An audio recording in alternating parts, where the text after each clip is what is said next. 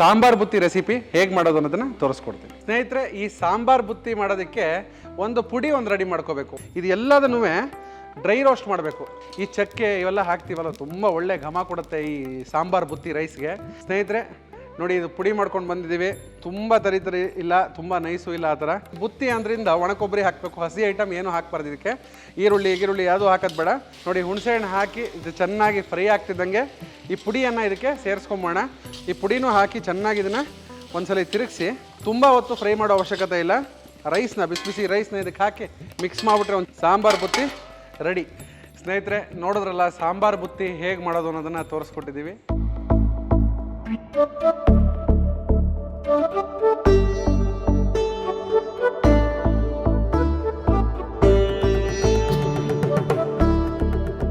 ಸ್ನೇಹಿತರೆ ಎಲ್ಲರಿಗೂ ನಮ್ಮ ಕಲರ್ ಟಾಕೀಸ್ ಚಾನಲ್ಗೆ ಮತ್ತೊಮ್ಮೆ ಸ್ವಾಗತ ಹಾಗೂ ಸುಸ್ವಾಗತ.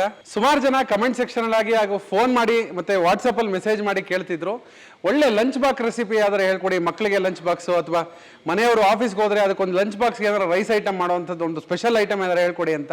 ನಮ್ಮ ಕರ್ನಾಟಕದಲ್ಲಿ ಟ್ರೆಡಿಷನ್ ಅವಾಗಿಂದ ಬಂದಿರೋವಂಥದ್ದು ಬುತ್ತಿ ಅಂದರೆ ಸಾಂಬಾರ್ ಬುತ್ತಿ ಅಂತ ಹೇಳಿ ಹೇಳ್ತಾರೆ, ಕೆಲವೊಂದು ಕಡೆ ಕಡಿ ಬುತ್ತಿ ಅಂತ ಹೇಳ್ತಾರೆ. ಆ ಥರ ಸುಮಾರು ಹೆಸರುಗಳಿದೆ.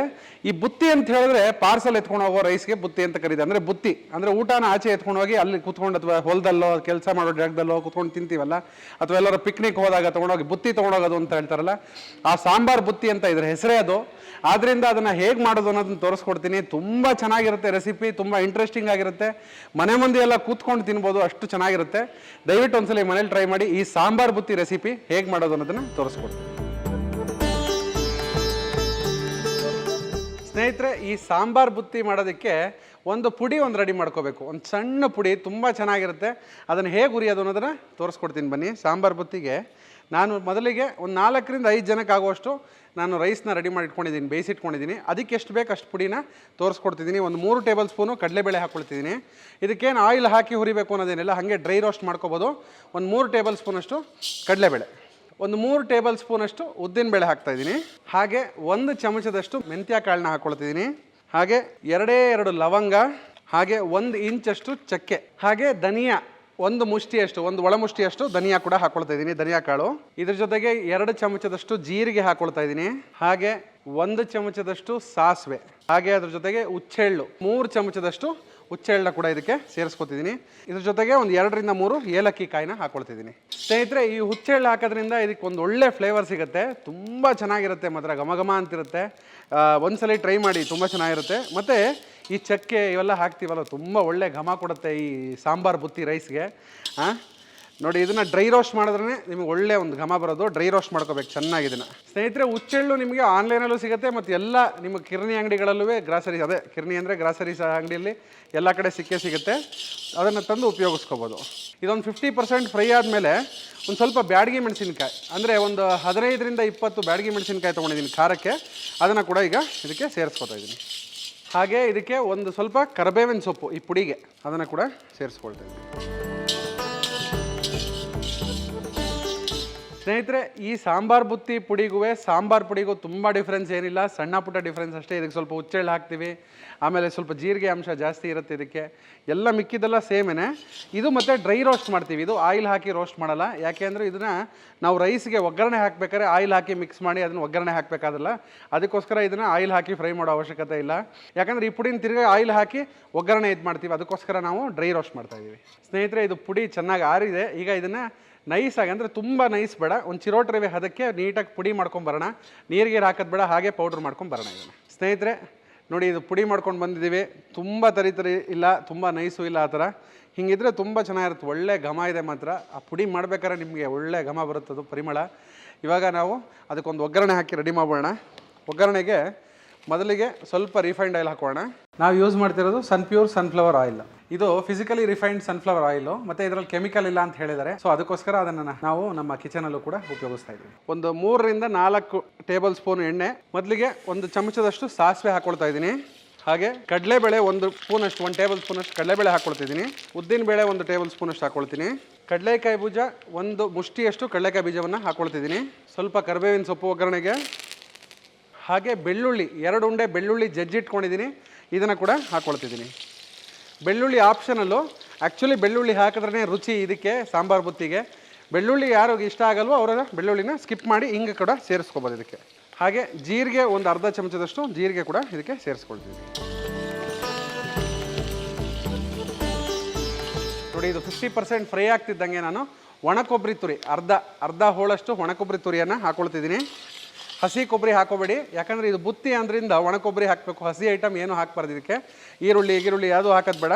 ಈ ಬೆಳ್ಳುಳ್ಳಿನೂ ಅಷ್ಟೇ ಚೆನ್ನಾಗಿ ಫ್ರೈ ಆಗಬೇಕು ಇದರಲ್ಲಿ ಆಯಿಲಲ್ಲಿ. ಅದಕ್ಕೆ ಕಡಲೆಕಾಯಿ ಬೀಜದ ಜೊತೆಗೆ ಹಾಕಿದ್ದು, ಅದು ಚೆನ್ನಾಗಿ ಫ್ರೈ ಆದರೆ ನಿಮ್ಗೆ ಒಳ್ಳೆ ಫ್ಲೇವರ್ ಕೊಡೋದು ಇದಕ್ಕೆ. ಹಾಗೆ 1 ಚಮಚದಷ್ಟು ಅರಿಶಿನ ಹಾಕ್ಕೊಳ್ತಾ ಇದ್ದೀನಿ. ಸ್ನೇಹಿತರೆ ಇದು ಚೆನ್ನಾಗಿ ಫ್ರೈ ಆಗಿದೆ. ಈಗ ನಾನು ಒಂದು 3 ನಿಂಬೆಹಣ್ಣು ಗಾತ್ರದಷ್ಟು ಹುಣಸೆಹಣ್ಣು ಫಿಲ್ಟರ್ ಮಾಡಿ ಇಟ್ಕೊಂಡಿದ್ದೀನಿ, ಇದನ್ನು ಕೂಡ ಸೇರಿಸ್ಕೊಂಬೋಣ.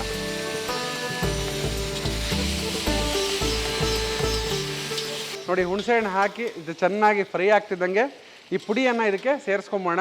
ಪುಡಿ ನಿಮಗೆ ಎಷ್ಟು ಬೇಕು ಅಷ್ಟು ಹಾಕೊಳ್ಳಿ. ಈ ಪುಡಿನ ಸುಮಾರು ನೀವು 2 ತಿಂಗಳು 3 ತಿಂಗಳು ಒಂದು ಡಬ್ಬಿಗೆ ಏರ್ ಟೈಟ್ ಪ್ಯಾಕ್ ಮಾಡಿಟ್ರು ನಿಮ್ಗೆ ಏನಾಗಲ್ಲ. ಪುಡಿ ತುಂಬ ಚೆನ್ನಾಗಿರುತ್ತೆ. ಈಗ ಇದನ್ನು ಪುಡಿನ ಸೇರಿಸ್ಕೊಳ್ಳೋಣ. ನಾನು ಒಂದು 2 ಮುಷ್ಟಿಯಷ್ಟು ಪುಡಿನ ಇದಕ್ಕೆ ಸೇರಿಸ್ಕೊಳ್ತೀನಿ. ನಾವು 4ರಿಂದ 5 ಜನಕ್ಕೆ ಆಗೋಷ್ಟು ಮಾಡ್ತಾ ಇದ್ದೀನಲ್ಲ, ಅದಕ್ಕೆ ಇಷ್ಟು ಪುಡಿಯನ್ನು ಸೇರಿಸ್ಕೊಂಡಿದ್ದೀನಿ. ಈ ಪುಡಿನೂ ಹಾಕಿ ಚೆನ್ನಾಗಿ ಇದನ್ನು ಒಂದ್ಸಲ ತಿರುಗಿಸಿ, ತುಂಬ ಹೊತ್ತು ಫ್ರೈ ಮಾಡೋ ಅವಶ್ಯಕತೆ ಇಲ್ಲ. ಇದನ್ನು ಒಂದು 2 ನಿಮಿಷ ಹಿಂಗೆ ತಿರುಗಿಸ್ಬಿಟ್ಟು ರೈಸ್ನ ಬಿಸಿ ರೈಸ್ನ ಇದಕ್ಕೆ ಹಾಕಿ ಮಿಕ್ಸ್ ಮಾಡಿಬಿಟ್ರೆ ಒಂಚೂರು ಉಪ್ಪು ಹಾಕಿ ಸಾಂಬಾರು ಬುತ್ತಿ ರೆಡಿ. ಈಗ ರುಚಿಗೆ ತಕ್ಕಷ್ಟು ಉಪ್ಪನ್ನು ಇದಕ್ಕೆ ಸೇರಿಸ್ಕೊಳ್ಳೋಣ.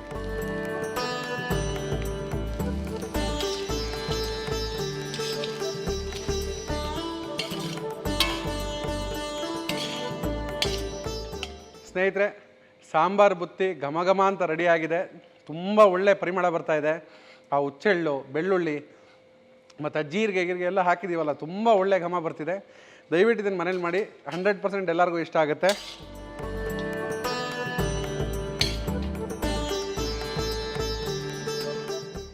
ಸ್ನೇಹಿತರೆ ನೋಡಿದ್ರಲ್ಲ ಸಾಂಬಾರು ಬುತ್ತಿ ಹೇಗೆ ಮಾಡೋದು ಅನ್ನೋದನ್ನು ತೋರಿಸ್ಕೊಟ್ಟಿದ್ದೀವಿ.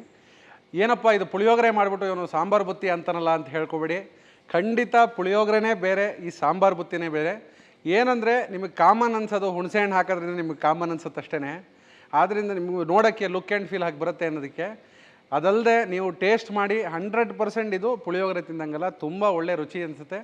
ಸ್ನೇಹಿತರೆ ನೋಡಿ ಈಗ ರುಚಿ ನೋಡೋಣ.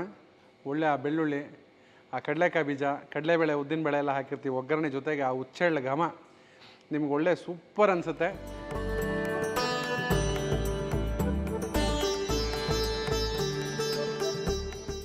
ಸ್ನೇಹಿತರೆ ತುಂಬ ಒಳ್ಳೆ ಘಮ ಇದೆ, ಬಾಯಿ ತುಂಬ ಫ್ಲೇವರ್ ಹರಡ್ಕೊಳುತ್ತೆ. ನಿಮಗೆ ನಾ ಹೇಳ್ದಂಗೆ ಒಂದು 6-7 ಗಂಟೆ ಕಾಲ ಇಟ್ಬಿಟ್ಟು ಆಮೇಲೆ ನೀವು ತಿಂದ್ರೂ ಅದೇ ಫ್ಲೇವರ್, ಅದೇ ಘಮ, ಅದೇ ಪರಿಮಳ ಇರುತ್ತೆ. ಮತ್ತು ಇದಕ್ಕೆ ಯಾವ ಸೈಡ್ ಡಿಶ್ ಅವಶ್ಯಕತೆ ಇಲ್ಲ, ಚಟ್ನಿ ಮೊಸರು ಏನೂ ಬೇಕಾಗಿಲ್ಲ, ಹಾಗೇ ತಿನ್ಬೋದು, ಅಷ್ಟೇ ರುಚಿಯಾಗಿರುತ್ತೆ. ಒಳ್ಳೆ ಪರಿಮಳ ಇರೋದ್ರಿಂದ ಮತ್ತು ಮಸಾಲೆ ತುಂಬ ನೀಟಾಗಿ ಅದಕ್ಕೆ ಹುರಿದು ಹಾಕಿರೋದ್ರಿಂದ ತುಂಬ ಚೆನ್ನಾಗಿರುತ್ತೆ.